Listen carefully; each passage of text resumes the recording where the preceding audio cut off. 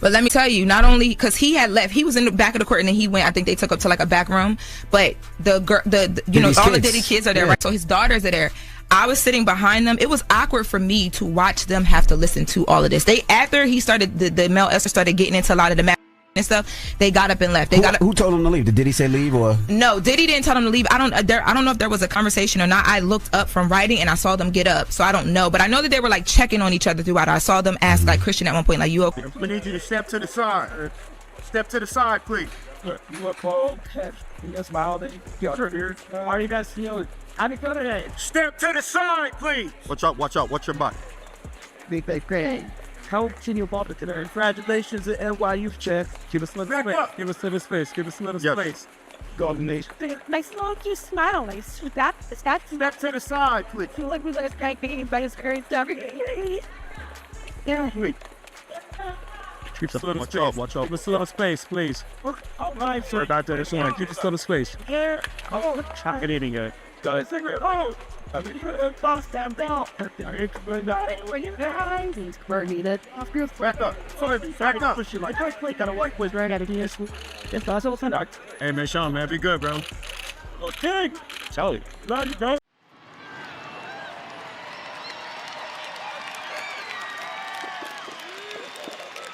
You could hear the hush ripple through the packed Manhattan courtroom the moment 3 teenage girls pushed back their chairs.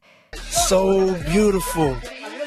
So beautiful. She's a future actress. Her name is Chance Combs. Chance, you tell her. Yes, I'm an aspiring actress, and it's my first time at the Oscars, so I'm really excited to be here. Yeah. Incredible. Chance Combs, just weeks past her high school graduation, shot a desperate look at her 18-year-old twin sisters, Delilah and Jessie. You know, it's so great. Listen, I'm a mom, and I feel like I've watched you guys grow up. How you doing tonight? Great, amazing. We're super excited. Yes, we're so excited for the show tonight. Yes, we're very proud of our dad. We can't believe it. Okay, wait, let me ask you this. Who takes longer to get ready, your dad or you all? Our dad. Yeah, our dad takes so long to get ready. We take like 2 hours. He takes like 3.5, maybe pushing 4. But it's worth it. He does it because it's worth it. So. I gotta tell you something. At the Met Gala, Diddy put on a show going up the steps, but then he left and gave like New York City an entirely different show after. I love it. I live for it.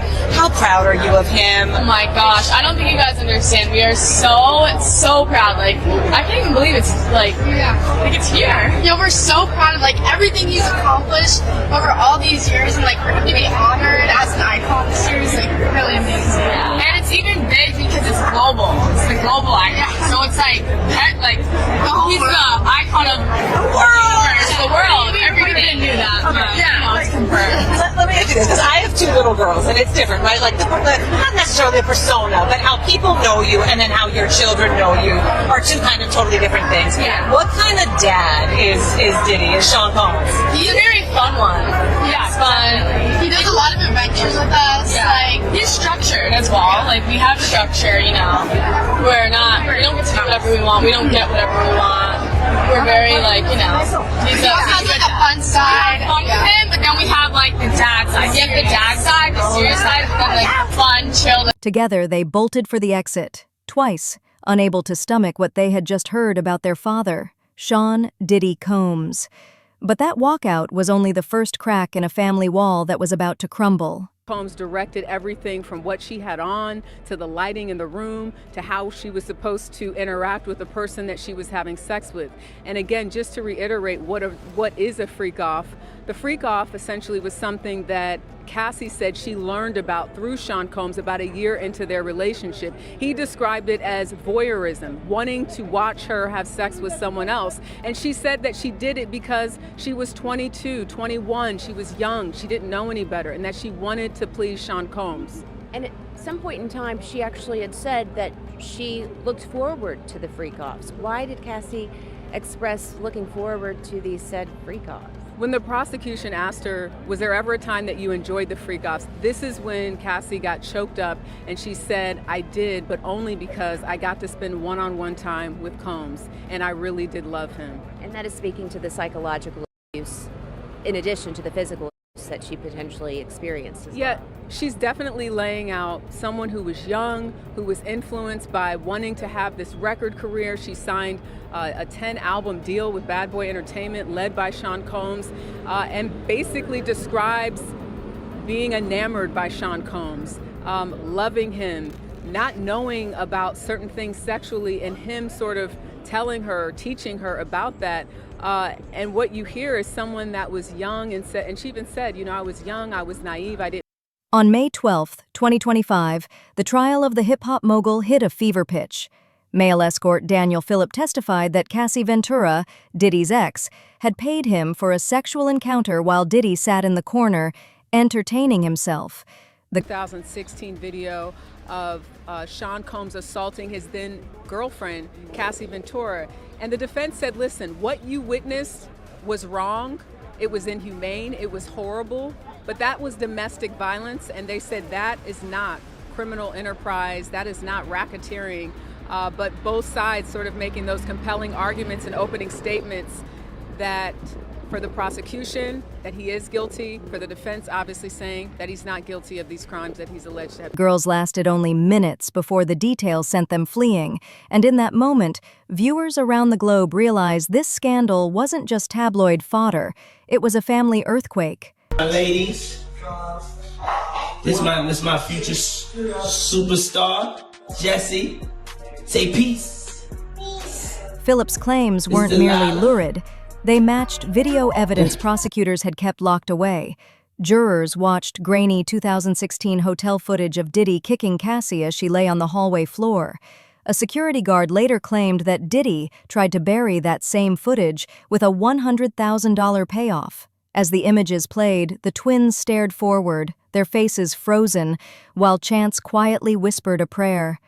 Seconds later, all three daughters were gone again, the slam of the courtroom doors echoing behind them. If that wasn't devastating enough, the family's composure shattered even further behind the scenes. Back at their hotel that night, sources say the sisters were inconsolable. One confidant of the twins admitted, "No one wants to hear that about their dad. It's disgusting." She was going to be with someone in this music industry that was going to help her career, that cared about her, but quickly learned after the freak-offs that wasn't the case. And what I thought was also interesting is she said that after that first freak-off, she said she felt dirty. She didn't want to do it. And when she brought up the idea of having a conversation about the freak-offs in an email, which the jurors saw, she said she backpedaled in the email because Combs responded by saying, "I know, you don't want to do it." And she said, "Oh no, well, it's not that." But that was the beginning. That was in 2010, where she brings up in an email that she wanted to have a conversation about this. And in her words, she didn't want to do it, but she felt like she had to do it. Gosh, it's so difficult to hear all of these details. And since taking the stand, Cassie has been emotional. What made Cassie emotional on the stand? I think what made Cassie emotional is having to describe the details of the freak-off and why she did it. When she talked about wanting to do it to please Sean Combs, that's when she broke down. Up until that point, she had just been answering the questions. She's a little soft-spoken at times, but that's when she got emotional. When she had to answer the question about if she enjoyed it, that's when she broke down, because she said, "I enjoyed being with Sean Combs." And she says, "I did it because it made him happy." What did the expressions of the jurors look like?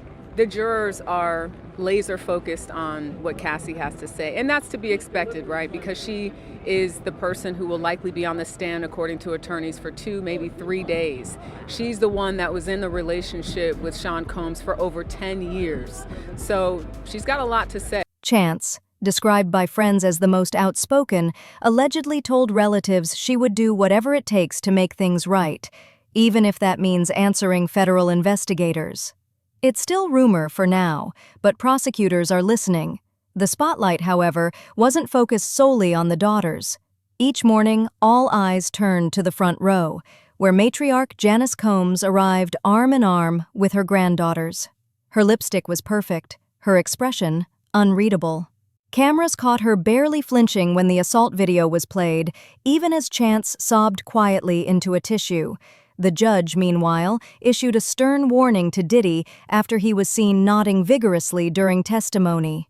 Janice's iron composure stood in stark contrast to the chaos swirling outside and to the words her grandchildren once wrote. Flashback to October 2024, when every Combs child, from Quincy to Baby Love, signed a defiant, open letter labeling the accusations as conspiracy theories and pledging unbreakable loyalty. But 7 months later, the very daughters who once vowed to stand by their father couldn't sit through a single afternoon of testimony. That vow now rings hollow. Especially after the next bombshell. Federal agents have reportedly recovered a hidden flash drive Kim Porter tucked away before her sudden death in 2018. Insiders whisper about handwritten letters, and one sealed just for her son, Quincy. Porter's children quickly denied any secret memoir and begged the public not to taint their mother's legacy with wild speculation. Still, the mere possibility that Kim left behind evidence has reopened old wounds, and another voice has added fuel to the fire. R&B veteran Al B. Shore, Quincy's Seeing how Al B. Shore, he came out saying that Kim Porter death needs to be looked into? I think that Al being being his ex-wife, he have every right knowing about the stuff that came out about Diddy and what he was doing. You understand what he has done in the past, and people have overlooked it. By him coming out and saying that he hoped that he could get her case reopened, there was a guy called John the Paperwork Party. They would put in an open petition to get Kim's case reopened. You understand what I'm saying? So I'll be sure doing this is showing that, you know, he still got love for Quincy's mother. He still want to find out the truth because allegedly Kim was fine the day before and the day of her death. And then now she found in the bed dead from pneumonia. That just don't sound right, bro. That don't sound right at all. So you feel the same way about her death being suspect? I don't think nobody in America thinks it's nothing suspicious about Kim's death, bro. If you are rich like that, you could, you know, Kim had, I think a net worth of like, what, 12 million a year or something like that? Kim could have called any doctor to come over and look at her. If she was that bad, you know, she could have called an ambulance or something like that. Everything is suspicious about her death, bro. And I don't think an autopsy was done on her. And if it was a half job. You personally, right? What do you think happened to Kim Porter? If I say something personal, bro, and my belief, and I put it on to the public. Biological father emerged from a near-fatal health scare in 2022, claiming he had been taken out on purpose. Now, in interviews and Instagram lives, he flat out suggests that Kim's pneumonia story was a cover-up. He vows to testify. Whether you believe him or not, his voice has turned up the pressure, especially on Quincy, already torn between two father figures. With allegations mounting, investigators are watching the daughters more closely than ever. Legal analysts warn that family testimony could be devastating. If Chance or the twins corroborate even a single detail involving trafficking, prosecutors could tie Diddy to an organized criminal pattern. That would turn this case into a racketeering charge with a potential life sentence. Behind the scenes, quiet outreach is reportedly already underway. Gentle phone calls, discreet meetings, promises of counseling and protection for 3 girls who have been thrust from red carpet bliss into courtroom nightmares.